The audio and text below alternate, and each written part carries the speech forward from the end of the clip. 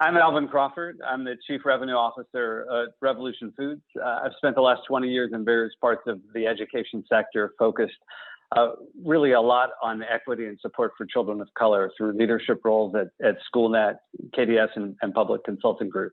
I'm blessed to be joined today by two dynamic, beautiful, strong Black women who are titans in the industry.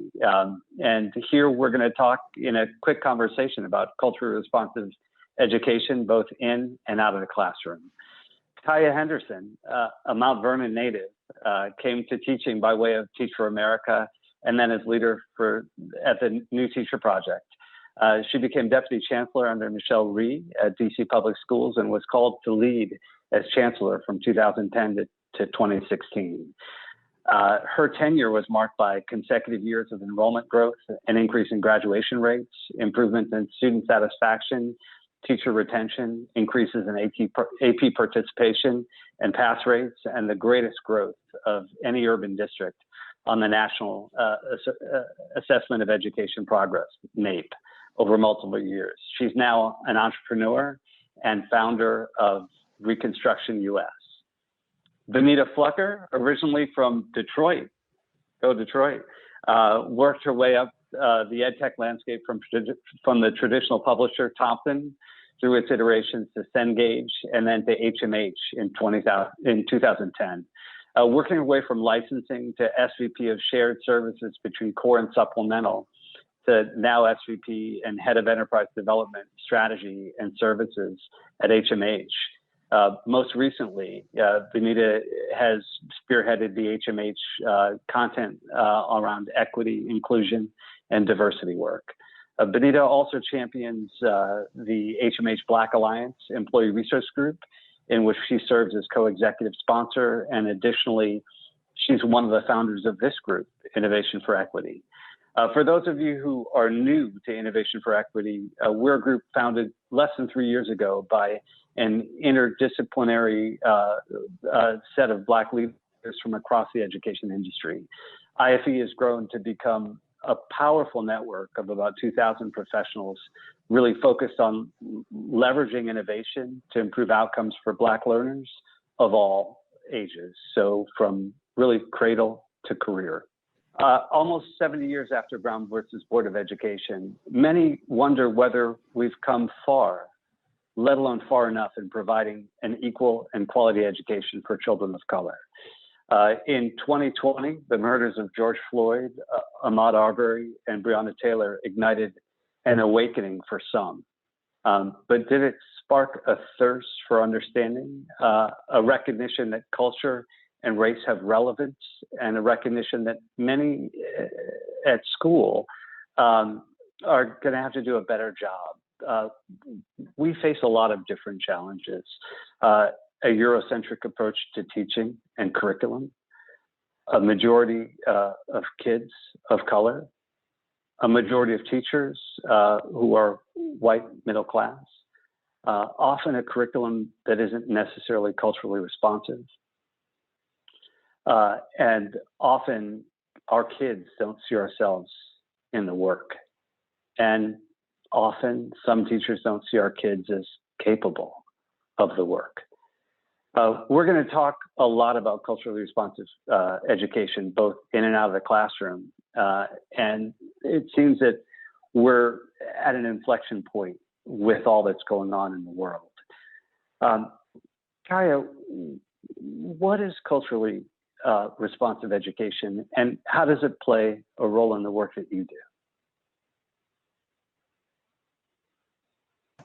I think before I even knew the term culturally responsive education, what I knew for sure was that when kids see themselves in the things that they're learning, they engage more deeply and they perform better. And so while we now have culturally responsive frameworks and there's culturally responsive pedagogy and whatnot, sometimes you just know what you know, what you know. And so when I was doing my work at DC Public Schools, around curriculum, when I got there, we didn't have a universal curriculum.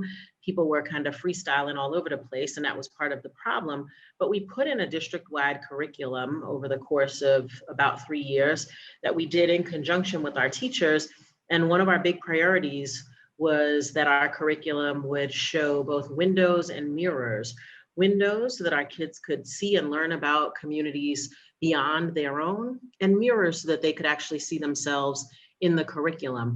And so we ensured that there were books that talked about Black people and Latino people and Asian people, in addition to white people, that talked about some of the communities and some of the situations and some of the family structures that our kids were experiencing. And what we saw was when kids saw those themselves in that curriculum, they were into it. They were into the learning, they were engaging. Fast forward to what I'm doing now, which is Reconstruction, where we're providing an unapologetically Black education for young people.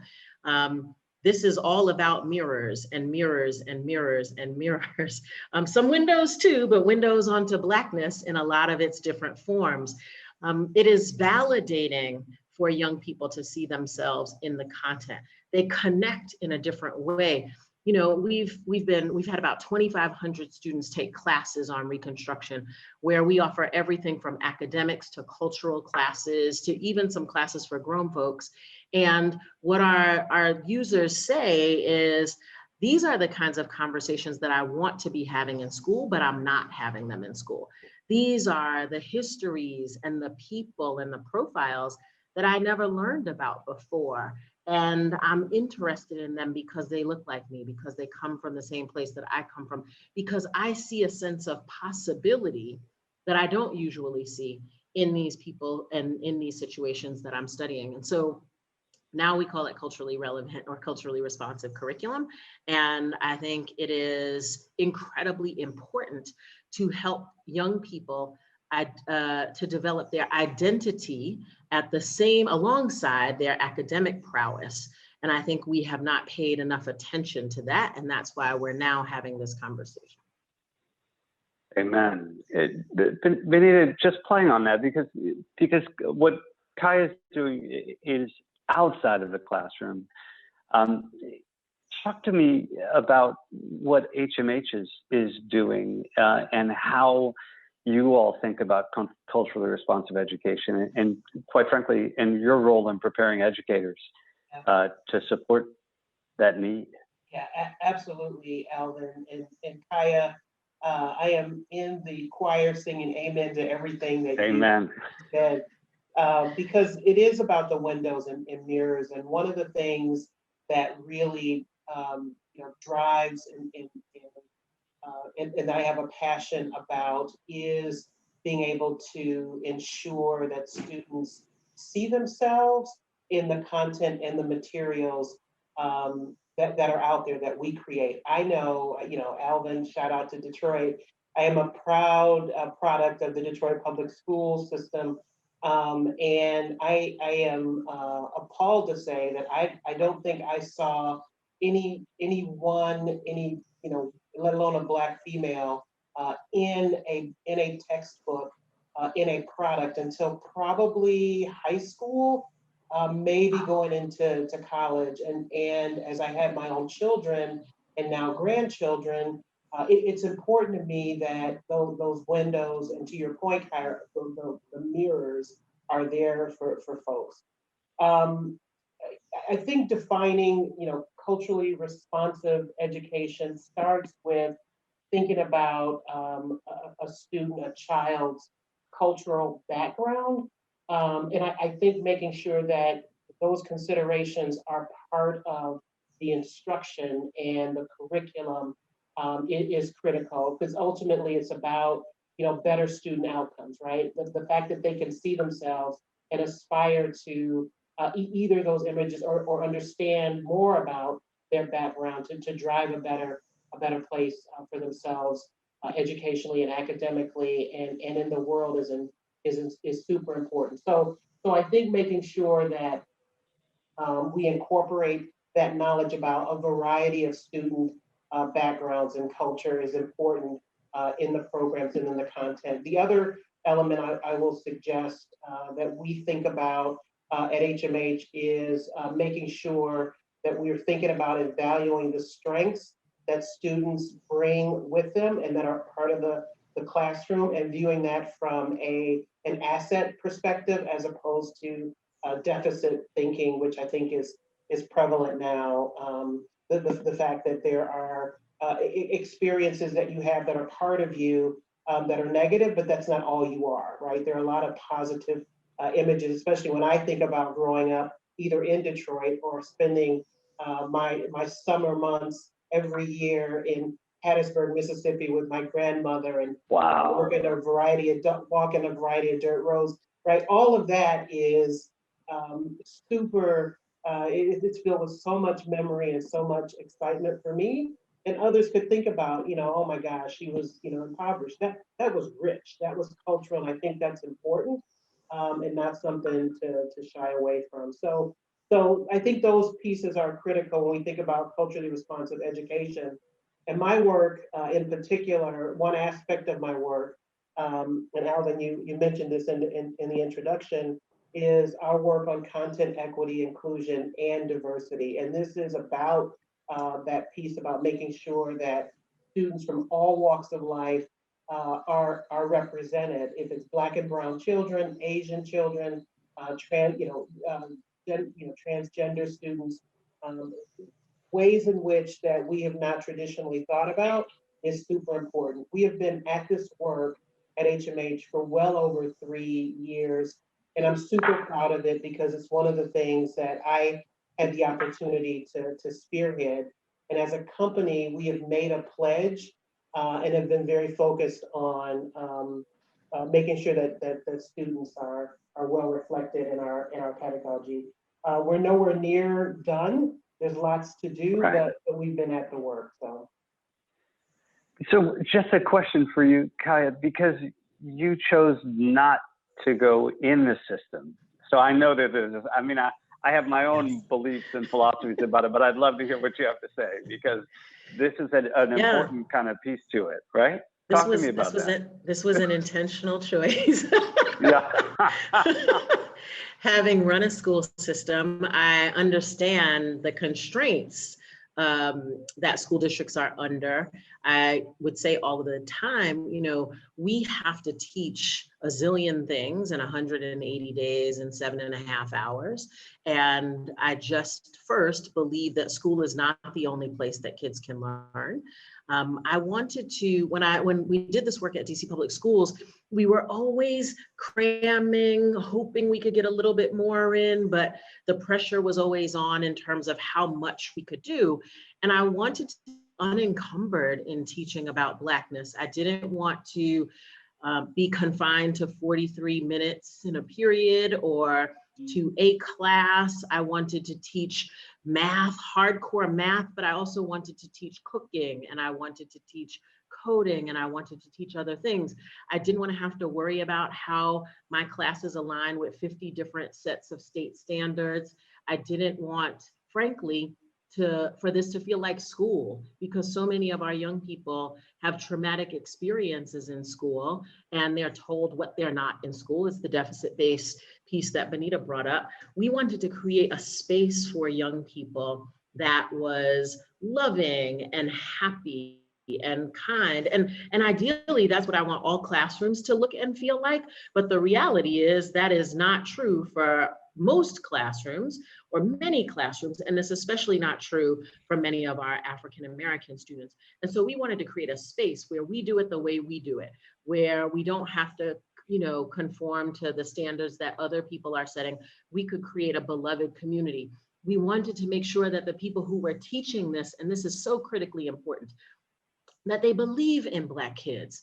I mean, kids smell, sense, read, know when you are rooting for them or when you don't believe in them. And we've seen so many instances just over the past few weeks of teachers who are on hot mics and thought they were off and then said crazy things about Black kids, right? And so even if you develop a great curriculum that's diverse, if you put it in the hands of people who don't actually believe in kids, I actually think that has the potential to do more harm than good. So we wanted to create a bubble, a cocoon, where our young people would have a space and a place where they are joyful about their learning, where the adults are rooting for them, where they're building community with other Black children, where parents could talk to each other. And so that's what Reconstruction is. It's a set of classes that are providing, lots of really important information, but it's also a community that feels very different than school. We go out of our way to say we are not school. Now, if you messing with Kaya Henderson, you know that there is deep academic underpinnings to everything that we do. I might not say it, but our stuff might be aligned to all of the Common Core reading, writing, and math standards, but that's not what I'm selling. I'm selling an experience for young people where they get to see and touch and feel Black excellence, Black love, Black joy, Black resilience, Black innovation, where they get to see people who look like them doing amazing things, and we are encouraging them to go out and do the same thing. And what I heard is what sounds to me like what schools should be for our children. And what I'm going to ask you, Benita, is how are we going to make what happens at school look more like this? And I'm not trying to steal Kaya's idea away from her, but what I heard loud and clear, and actually what I intensely believe, is that our teachers and our administrators have to care about our kids, and that the environment that they're in has to be one that allows them to see themselves in the work and allows them to grow and learn in positive ways. So I'm kind of throwing it back to you to really ask a couple of questions. One, you answered that, how do we get kids to see themselves in the work? How do we actually get not just a curriculum, but our teachers to actually see humanity in kids in the work? And how do we get them to have rich, constructive conversations with our children that allow them to grow? Yeah, great questions. And I think there are a couple different answers. The beauty of this is just like no two students are the same, I don't think there's necessarily a one size fits all solution. And I think that's a good thing, because we're talking about recognizing and acknowledging differences and not necessarily creating millions and millions of permutations of solutions, but really taking into consideration a student's needs and meeting them where they are, and then bringing them along. So I think there isn't just one way to get at this, but I do want to start by talking about and acknowledging this concept of culturally responsive education or teaching. It is really, I think, one part of sort of a larger whole student approach or puzzle, if you will.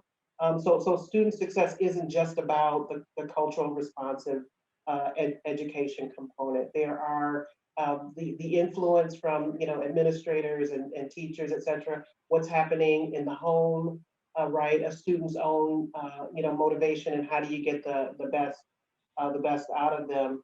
There is this other sort of academic concept called critical wellness, which is about sort of the pedagogy, sort of critical, race theory, and then student wellness. And if you kind of get those three pieces right at the center, you've got an ideal or a better student outcome.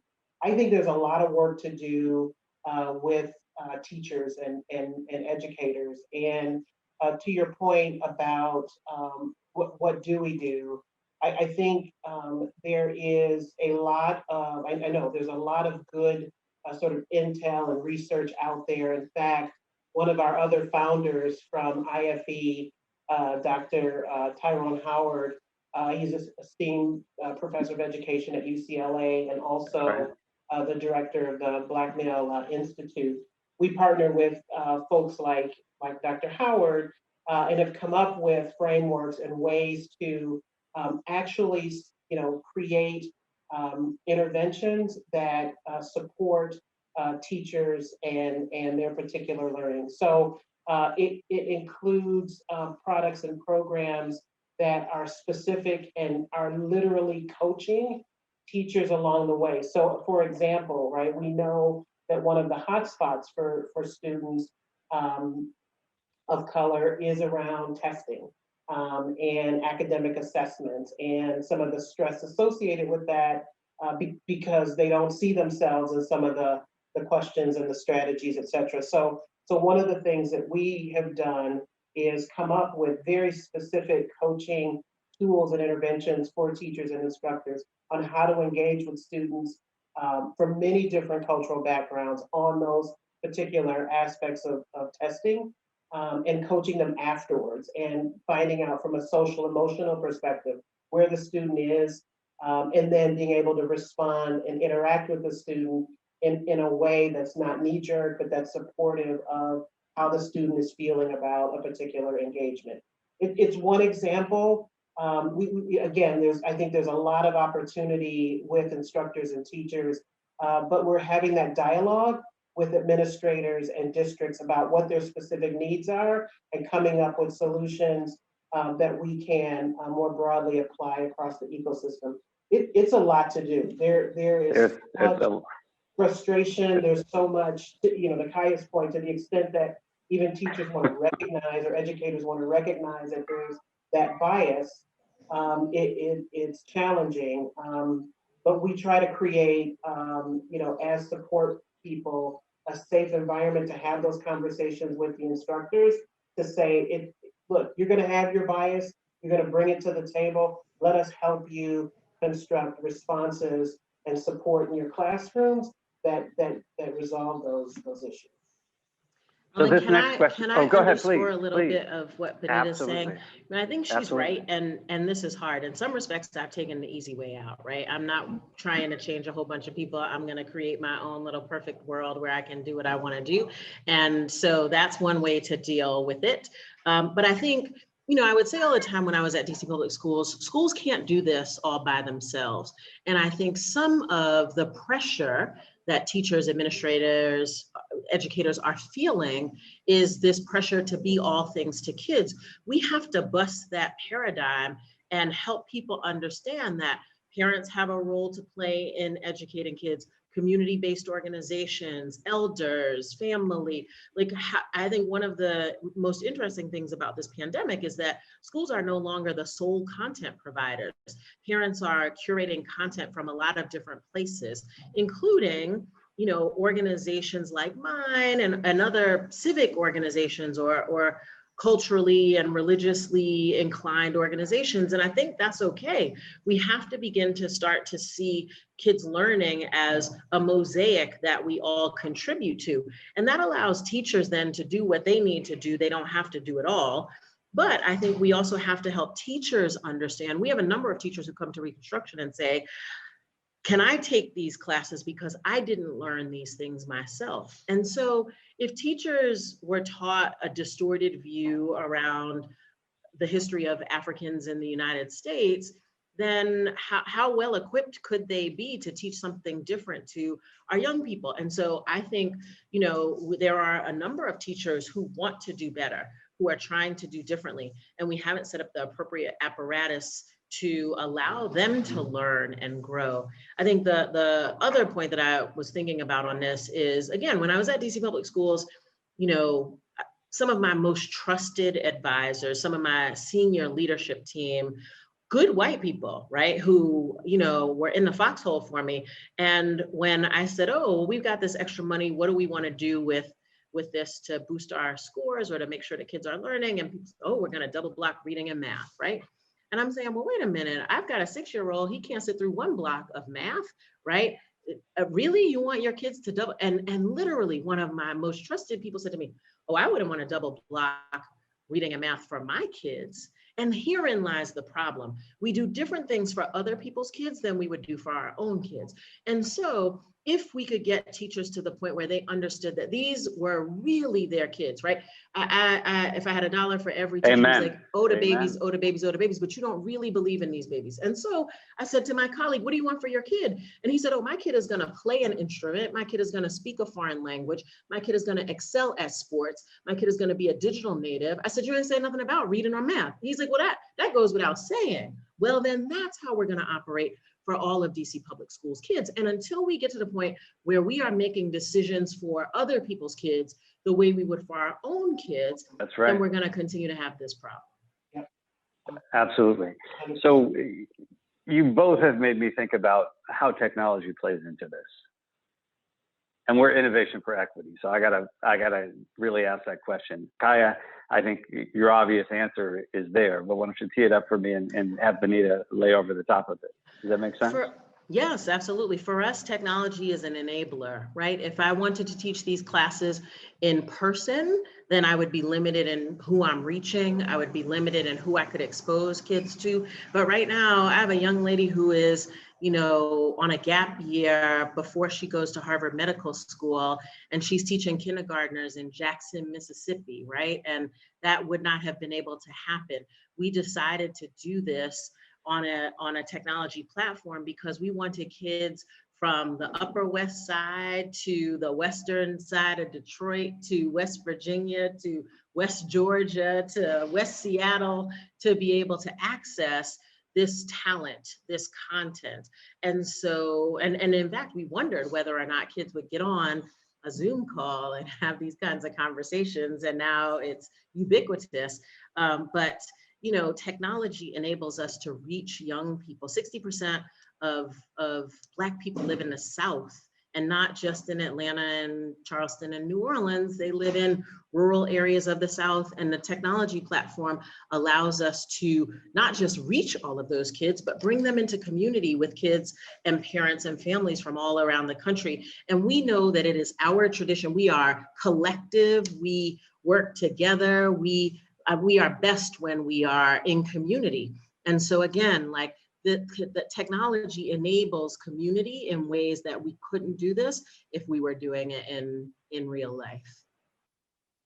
Yeah, I agree with you. I think, the technology component is critical. And in some ways, in many ways, it's a blessing. In some ways, it can be a curse. One of the things we have found, especially when you think about the concept of learning loss or interrupted learning, and what we call digital deserts, right? So I'm here in good old Texas, and believe it or not, in South Texas, East Texas, the technical infrastructure is weak, and we've got students, we've got employees who can't access, with strong Wi-Fi or use their digital tools in a consistent way. And so we've lost some students, we've lost some professionals along the way because of the force of technology and having to use and be able to know enough about technology to continue